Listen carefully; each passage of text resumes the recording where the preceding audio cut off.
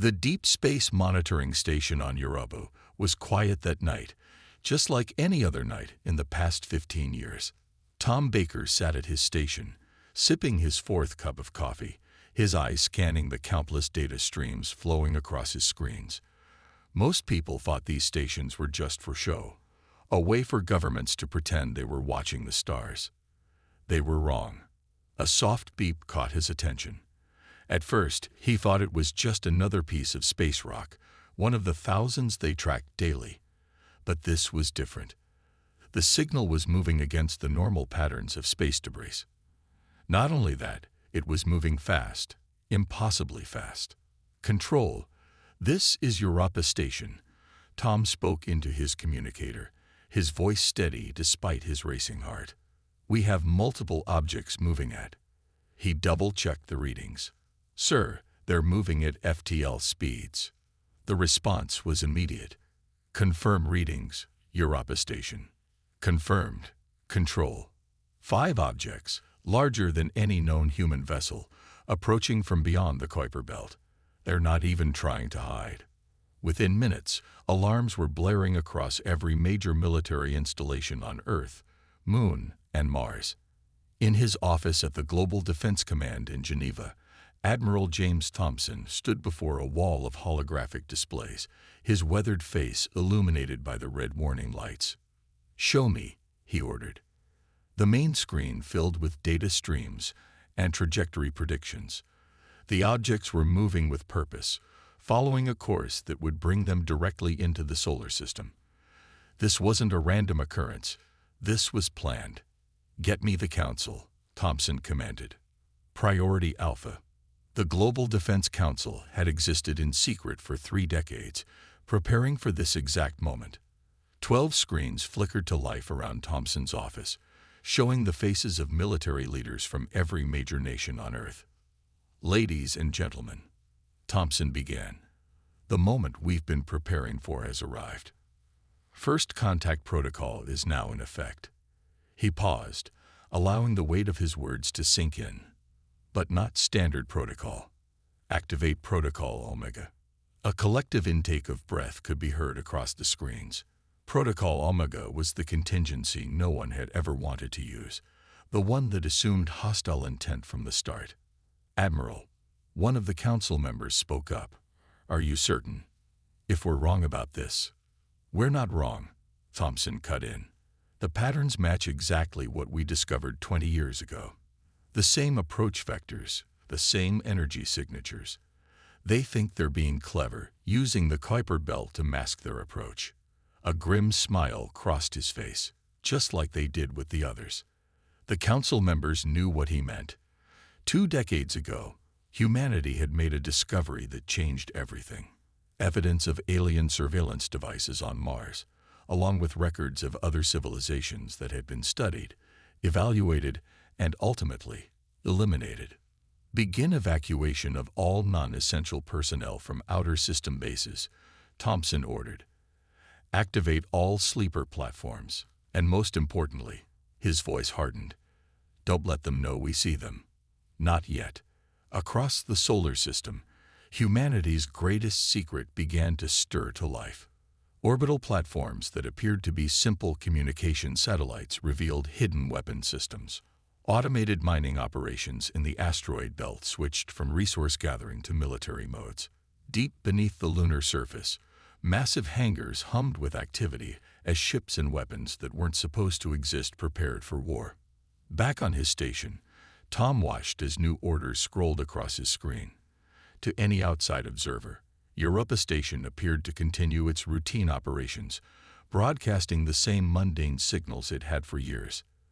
But beneath that facade, Tom and his fellow operators were coordinating the largest military operation in human history. "They think they're hunting us," Tom muttered to himself as he typed in command sequences. "They have no idea we've been waiting for them." In the depths of space, the alien fleet continued its approach, their sensors detecting nothing but the expected signs of a moderately advanced civilization: scattered space stations, primitive satellites, and random debris. Everything was proceeding according to their standard protocol. They had no way of knowing that every piece of debris they detected was carefully placed, every primitive satellite precisely positioned, and every sign of human technological development meticulously crafted to tell exactly the story humanity wanted them to believe. The trap was set. Now all humanity had to do was wait. 20 years earlier, on a cold morning on Mars, everything had changed. Dr. Robert Wilson stood in the dust-covered dig site, holding a device that would alter humanity's path forever. The object was small, about the size of a coin, but its technology was far beyond anything humans had created. "It's watching us," he had said to Commander Kate Miller, who stood beside him in her Mars Corps uniform. "It's been watching us for centuries." That discovery was just the beginning. Within months, similar devices were found buried on Earth, hidden in the depths of ancient ruins. Some had been recording human progress for thousands of years. The aliens had been studying humanity like scientists observing insects in a jar. Now, 2 decades later, Commander Miller stood in Olympus Base, the massive underground facility beneath Mars's largest mountain. The base stretched for miles in every direction, filled with weapons and ships that officially didn't exist. She walked through rows of sleek fighters, each one built using knowledge gained from studying the alien surveillance devices. "Status report," she called out to her second-in-command, Jack Reed. "All systems are green, Commander," Jack replied, checking his tablet. "The fleet is ready, just like we've practiced for 20 years. Kate nodded, remembering how it all began. After finding the alien devices, Earth's governments had made a show of fighting over Mars colonies and space resources. But in secret, they had united. The public saw failed space programs and budget cuts. The reality was very different. Those failed programs had built the largest military force in human history. Every canceled space station was actually completed and hidden. Every abandoned lunar base was fully operational. The entire solar system had become humanity's fortress. "Show me the lunar defense grid," Kate ordered, turning to the main control room's massive screen. The display lit up, showing hundreds of weapons platforms circling the moon. To alien sensors, they would look like debris from old lunar mining operations, but each piece of debris contained enough firepower to destroy a small fleet. "Command says the aliens will reach Jupiter's orbit in 72 hours, Jack reported. "They're following the exact approach pattern we predicted." Kate smiled grimly. The aliens thought they were being clever, using the same hunting strategy they had used countless times before. Study the prey, learn their weaknesses, then strike when they least expect it. But this time, the prey had studied the hunters. "Begin powering up the Mercury array," she commanded. Deep in the solar system's first planet, massive energy collectors that appeared to be simple solar research stations hummed to life. They had been gathering and storing solar energy for 15 years, building up enough power to fuel Earth's defenses for decades. "What about the civilian stations?" Jack asked. "All non-essential personnel have been evacuated," Kate replied. "The public thinks it's a drill. The media is reporting it as another corporate space race publicity stunt." She walked to the window overlooking the underground hangar. Thousands of engineers and pilots moved with purpose, preparing for the battle they had trained for their entire careers. None of them had ever appeared on any official Space Force roster. As far as the public knew, they were ordinary people working ordinary jobs on Earth. "Remember when we found the records?" Jack asked quietly. "The ones showing what they did to the others." Kate nodded. The alien devices hadn't just recorded Earth. They had stored data about other civilizations, other worlds that had been studied and then destroyed. The pattern was always the same: observation, evaluation, and elimination of any species that might one day become a threat. "They think we're like all the others," she said. "Divided, unprepared, easy prey." She turned to face her crew. "But we're not. Every failed rocket launch taught us something. Every broken satellite gave us data. Every piece of alien technology they left behind made us stronger." An alert flashed across the main screen. More alien ships had been detected, hiding in the Kuiper Belt. They thought they were being stealthy, but Earth's deep space sensors, disguised as simple research equipment, had spotted them days ago. "It's time," Cave announced. "Begin Operation Thunderbolt. But remember, we stay hidden until they make their move. Let them think their hunt is going as planned." Throughout the solar system, humanity's hidden arsenal waited in the shadows. 20 years of preparation, sacrifice, and secrecy were about to pay off. The hunters were about to learn what it felt like to be the hunted. In a secure room deep beneath the British Museum, Professor Mike Brown carefully examined the ancient tablet under special lights. Unlike his colleagues upstairs who studied human history, he was part of a secret team investigating something far more troubling: evidence of alien attacks on Earth throughout history. "Look at this," he said to his team. "These markings aren't decorative. They're warnings." The walls around him were covered with similar artifacts from every ancient civilization: Egyptian hieroglyphs, Mayan carvings, Chinese scrolls, all telling the same story once you knew how to read them properly. The aliens had visited before, many times, testing humanity's defenses. Linda West, his research partner, pulled up a holographic display showing similar findings from around the world. "Every major civilization recorded them," she said, "but we thought they were just myths about gods or monsters." The truth was much darker. What ancient humans had seen as gods or demons were actually alien scout ships, testing Earth's defenses every few centuries. Each time, humanity had barely survived, often thrown back into darkness after each encounter. "Show me the Mars data again," Mike requested. The hologram changed to show images from other planets and nearby star systems. The pictures had been taken by Earth's secret long-range telescopes, disguised as regular research satellites. Each image told the same tragic story. "This planet had cities once." Mike pointed to a dead world circling a distant star. "Advanced technology, maybe even space travel." He switched to another image. "This one too. All dead now. Their civilizations destroyed just as they were reaching for the stars." Linda pulled up the analysis they'd compiled over the last 20 years. "The pattern is always the same. The aliens place monitoring devices on each world, watching, waiting. When a civilization gets too advanced, they attack," Mike finished. "But not before running tests, probing defenses, looking for weaknesses." He stood up and walked to a wall covered with timeline charts. "Just like they're doing to us now." Their research had revealed a chilling pattern. The aliens weren't just conquerors, they were gardeners, pruning any civilization that might one day challenge them. They had done it countless times before, becoming so confident in their methods that they never changed their approach. "That was their mistake," Linda said, smiling grimly. "They're so sure of their superiority that they keep using the same tactics." Mike nodded.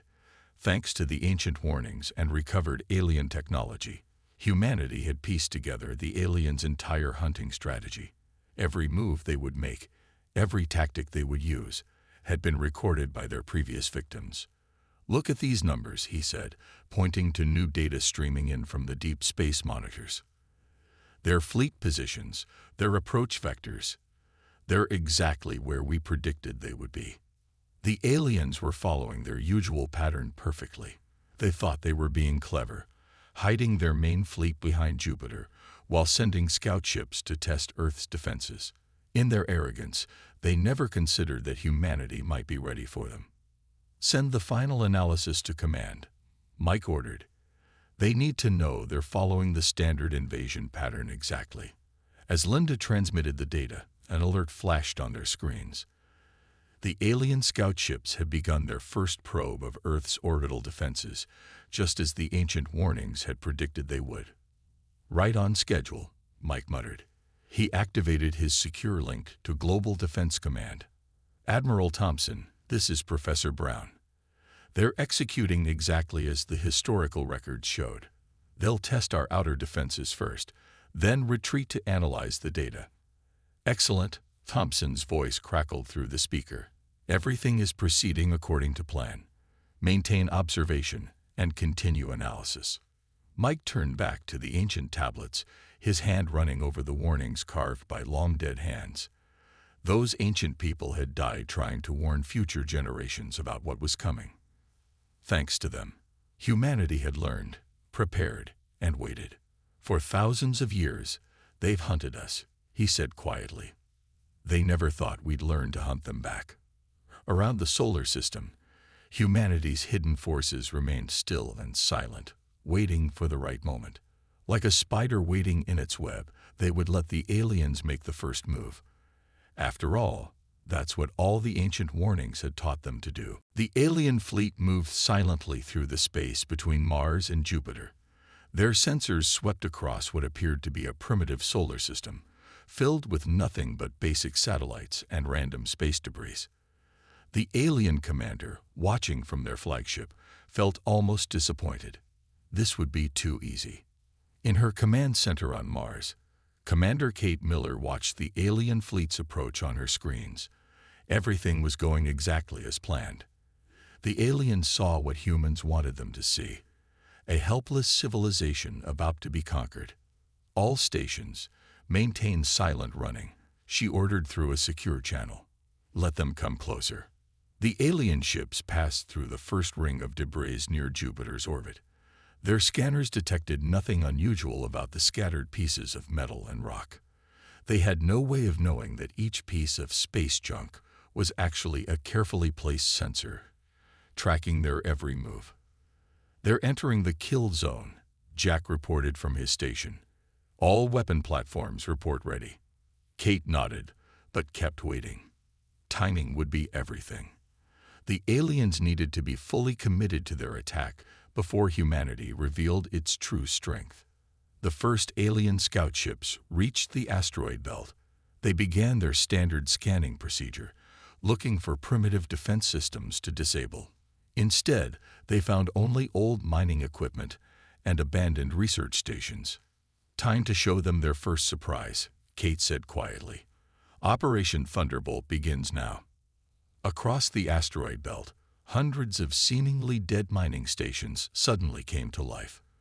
Before the alien scouts could react, they found themselves surrounded by active weapon systems that hadn't been there a second ago. One of the alien commanders began, but it was too late. The debris field around them erupted into action. Pieces of rock split open to reveal missile launchers. Old satellites transformed into laser platforms. What had looked like abandoned human equipment became a fully armed defensive grid. "Fire," Kate ordered. The first wave of human weapons struck the alien scout ships with devastating accuracy. The aliens had expected primitive rockets or simple energy weapons. Instead, they faced technology that matched or exceeded their own. Weapons built from 20 years of studying their own devices. "Multiple direct hits," Jack announced. 3 scout ships destroyed, 2 heavily damaged. The alien fleet reacted exactly as predicted, falling back to regroup. They had expected an easy conquest, but had just lost 5 ships in less than a minute. "Second phase," Kate commanded. "Show them what else we've been hiding." Around Mars, massive hangar doors hidden under the red soil slid open. From Earth's moon, weapon platforms that had been disguised as craters powered up. Near Venus, solar collection stations revealed themselves to be battleships. "By all the stars," one of the alien commanders transmitted. "This is impossible. They're supposed to be primitive." Kate allowed herself a small smile. "Send the prepared message to their fleet," she ordered. Across all frequencies, in perfect alien language, Earth's message played. "You thought we were defenseless. You thought we were ignorant. You were wrong." The alien fleet scrambled to form a defensive position, but they were already caught in humanity's trap. Every piece of space debris they had ignored was a weapon. Every primitive satellite they had dismissed was a sensor. There was nowhere to hide. "Launch fighters," Kate ordered. From hidden bases across the solar system, Earth's combat ships rose to fight. They weren't the clumsy rockets the aliens had expected.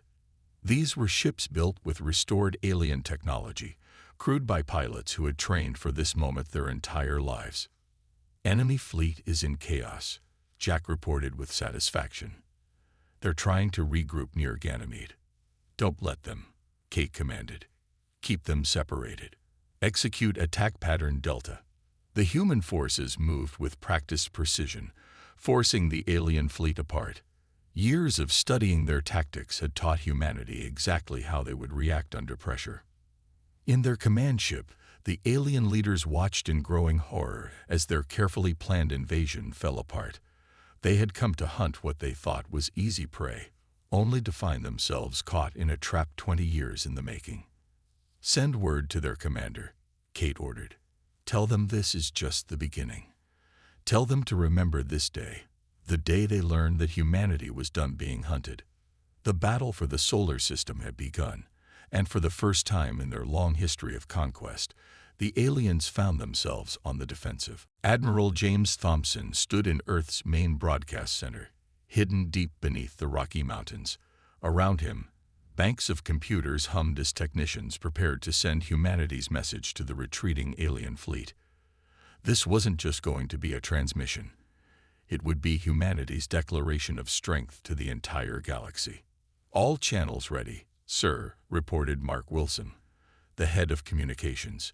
"We can broadcast in all 27 alien languages we discovered from their devices." Thompson nodded, his face stern. Through the main screen, he could see the alien fleet regrouping near Saturn, still reeling from their unexpected losses. Now was the time to make them understand exactly who they were dealing with. "Begin transmission," he ordered. Across the solar system, every human communication device, from the smallest satellite to the largest space station, began broadcasting the same message. The words came in waves, each language following the next, impossible to ignore or block. To the invasion fleet currently retreating past Saturn, Thompson's voice boomed across space, translated perfectly into alien languages. "We've been expecting you." In their damaged ships, alien commanders heard their own languages coming from what they had thought was a primitive world. The message continued, each word carefully chosen to show humanity's full understanding of the situation. "We found your monitoring devices on Mars 20 years ago," Thompson continued. "We found the records of all the civilizations you destroyed. We learned how you hunt, how you test, how you kill. We learned everything about you while you thought you were studying us." The alien fleet's communications erupted with confused chatter. Their perfect trap had turned into a nightmare, and now the prey was speaking to them as equals. No, as superiors. "Let us be clear," Thompson's voice carried on. "We know about the worlds you burned. We know about the peoples you erased. We know about your pattern of genocide across the galaxy." On screens throughout the alien ships, data began appearing. Detailed records of their previous conquests, their tactics, their weaknesses.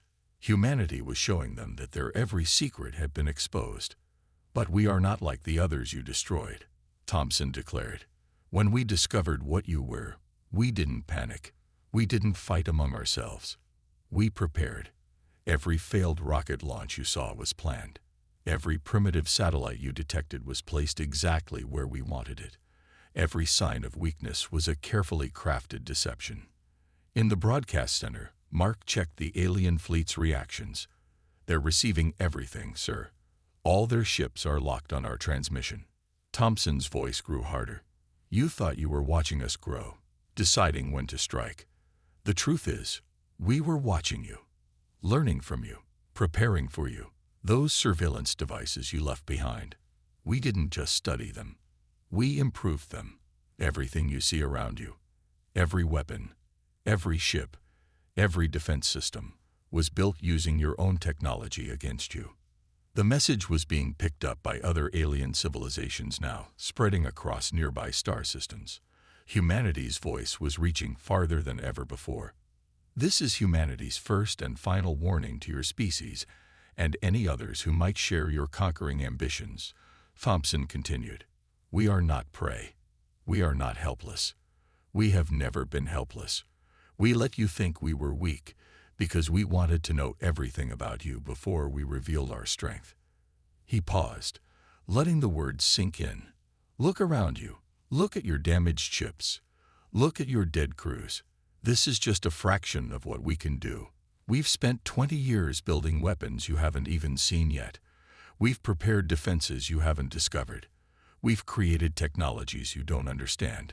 The final part of the message was delivered in a quiet, confident tone that somehow carried more threat than any shout could have. "You have two choices. Retreat now, permanently, and warn others not to threaten Earth, or stay and fight, and learn exactly how much more we've been hiding. The choice is yours.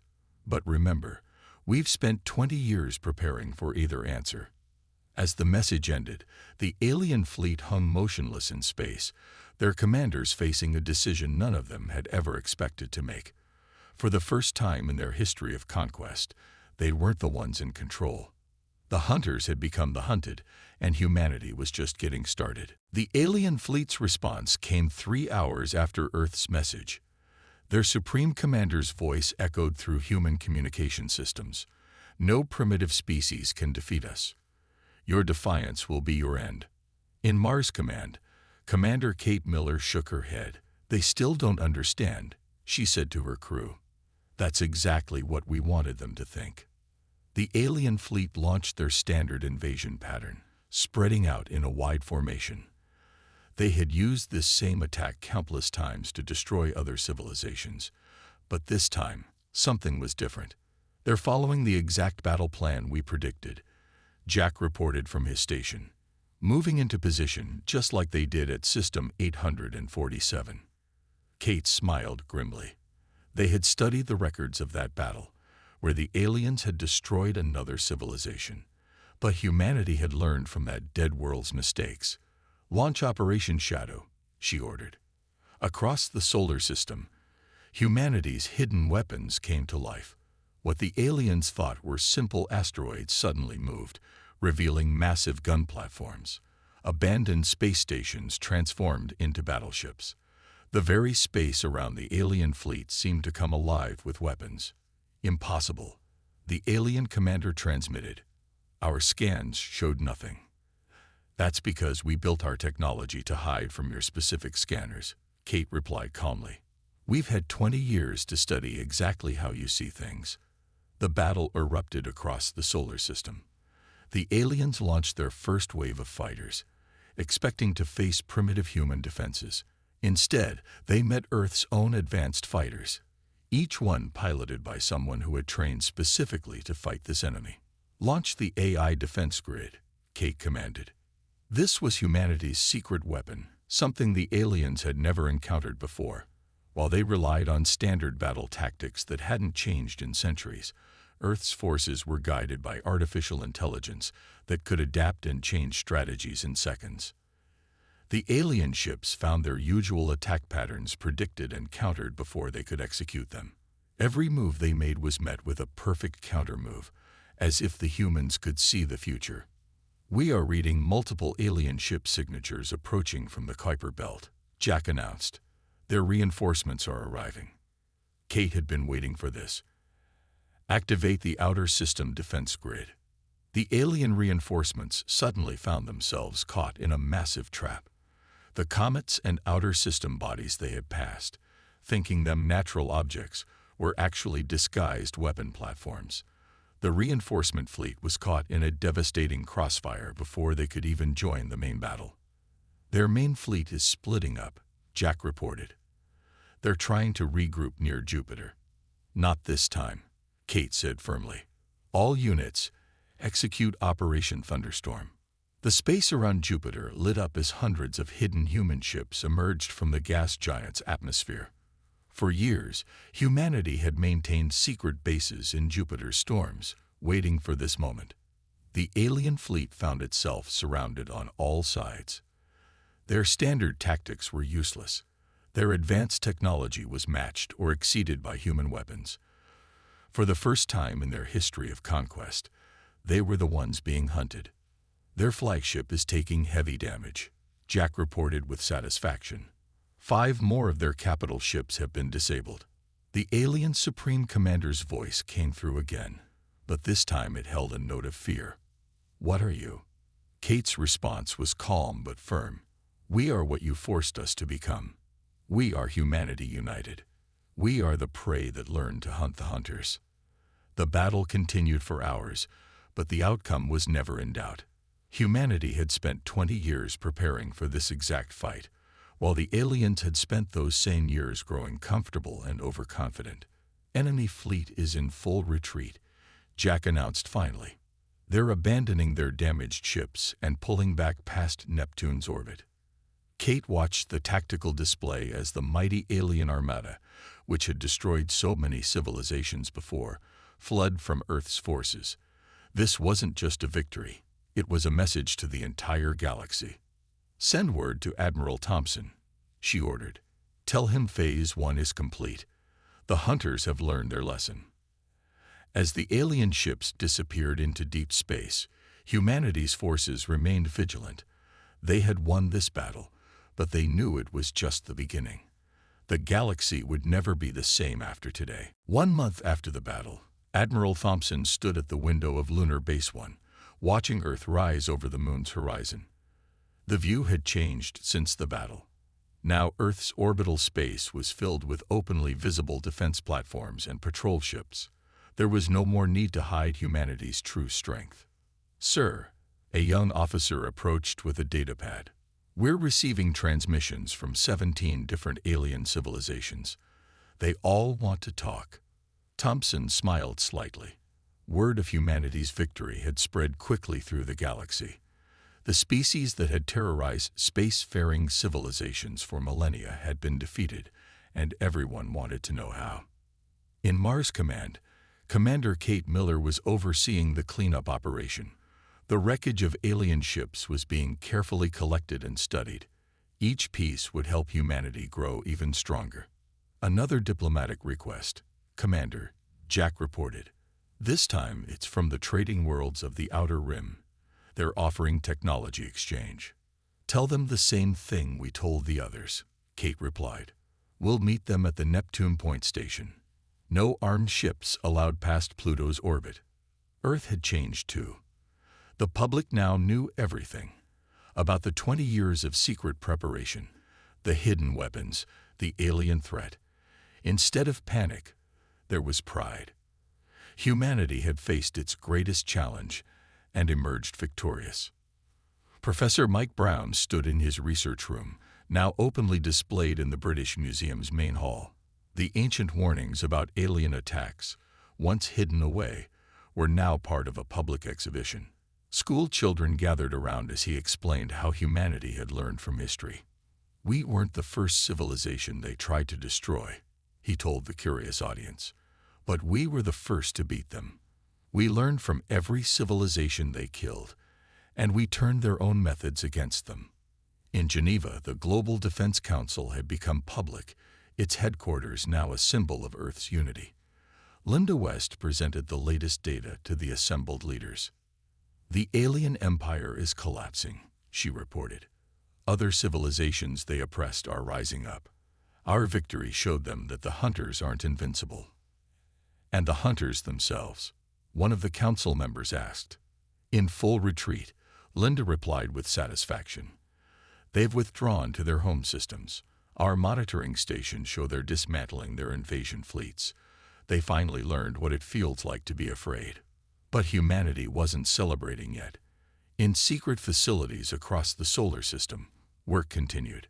New ships were being built, better weapons developed. The lesson of preparation had been learned well. "We can't become like them," Admiral Thompson told the council during their final meeting. "We won't be conquerors, but we will be ready. No one will ever threaten Earth again." The alien surveillance devices that had watched Earth for so long were now displayed in museums, next to humanity's improved versions. Earth's ships patrolled the solar system openly, no longer hiding their strength. The message was clear. Humanity was ready for whatever the galaxy might bring. In orbit above Earth, construction began on the Galactic Council Chamber, where human diplomats would meet with representatives from other civilizations. not as conquerors or victims, but as equals. "It's strange," Kate said to Jack as they watched the construction from Mars. 20 years of hiding, of preparing in secret. Now we can finally show who we really are." "And who are we?" Jack asked. Kate looked at the screens showing Earth's defense network, the patrol ships, the diplomatic stations being built near every planet. "We're the ones who learned, the ones who prepared, the ones who turned the Hunter's own game against them." Tom Baker, still at his monitoring station on Europa, noticed something on his screens. A small ship, at the very edge of the solar system, broadcasting on all frequencies. It wasn't a threat. It was a refugee, fleeing from another group of hunters in a distant part of the galaxy. "Send word to command," he said to his team. "Tell them we have visitors coming. Someone else who needs to learn how to fight back." As humanity stepped onto the galactic stage, they carried a simple message. Earth was not a world of victims or conquerors. They were teachers now, ready to help others stand up against those who would prey on the weak. The hunters had wanted to make an example of Earth. They had succeeded, just not in the way they had planned.